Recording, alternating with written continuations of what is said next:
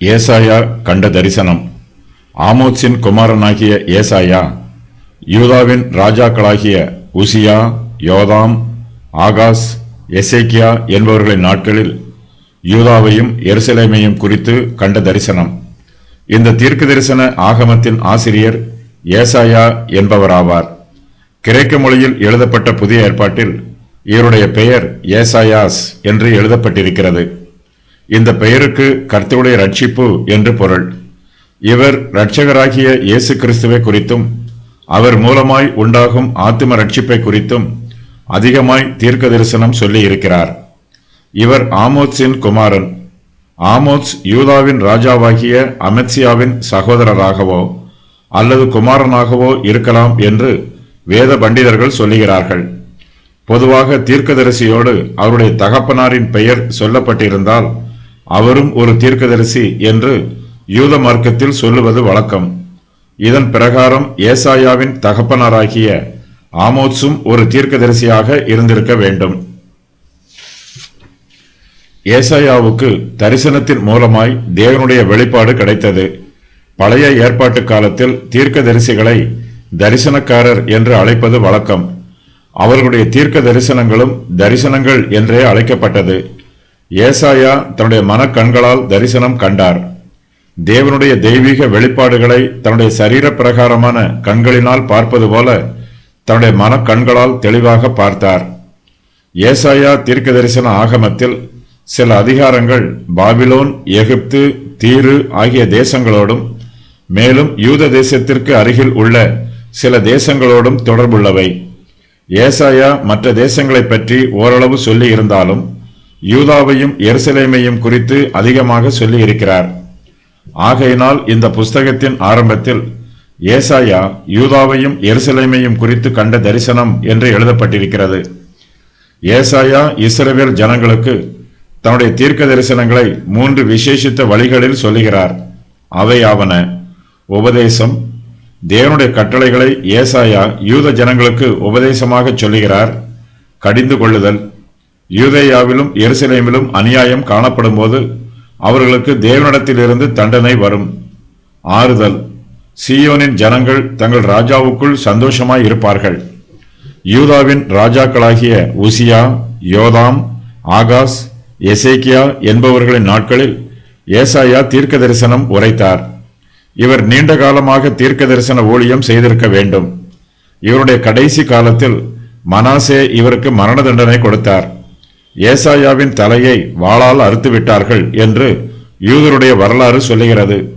எபிரேயருக்கு நிருபம் எழுதின ஆசிரியர் ஏசாயாவின் மரணத்தை நினைவில் வைத்திருந்து வாளால் அறுப்புண்டார்கள் என்று எழுதியிருக்கிறார்.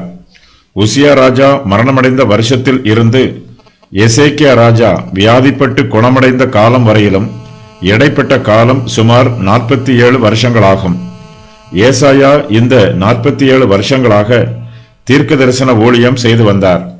இந்த காலத்திற்கு முன்பும் பின்பும் அவர் எத்தனை வருஷங்கள் தீர்க்க தரிசன ஊழியம் செய்து வந்தார் என்பது தெளிவாக தெரியவில்லை.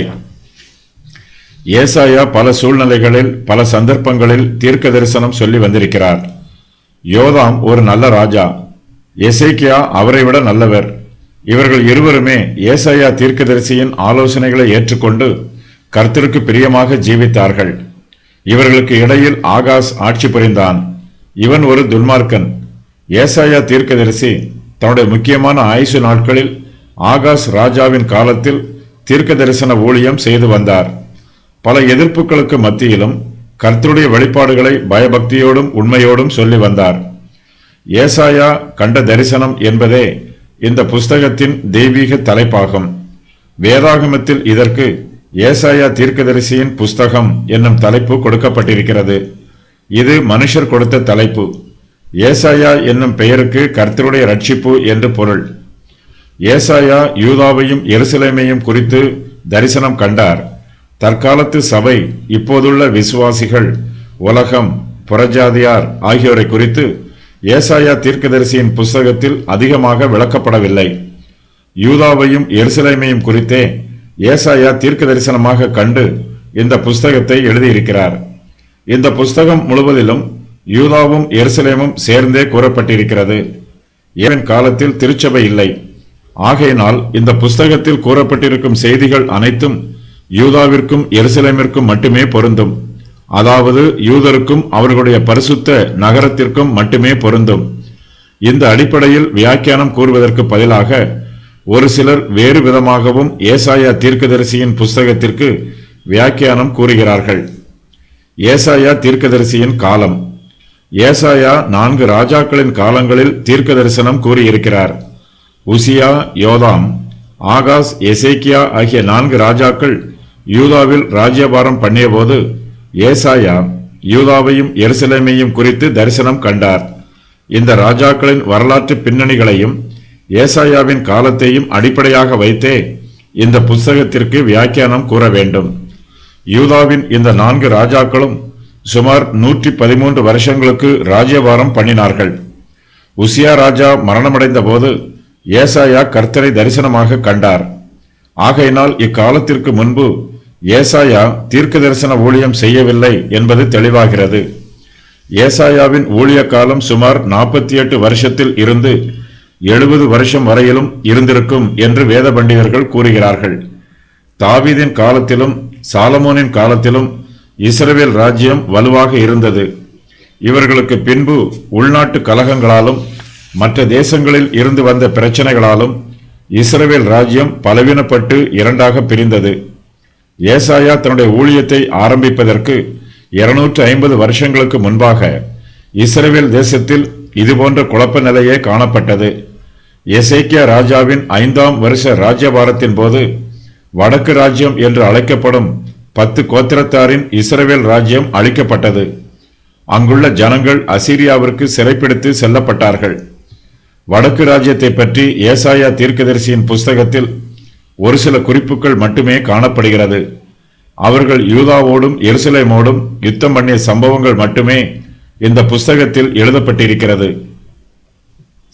இந்த ராஜாக்களின் வரலாற்றை குறித்தும் ஏசாயா தீர்க்கதரிசியின் காலத்தை குறித்தும் 2 ராஜாக்கள் 15 முதல் 20, 2 நாளாகமம் 26 முதல் 32 ஆகிய அதிகாரங்களில் அதிகமான விளக்கங்கள் கொடுக்கப்பட்டிருக்கிறது.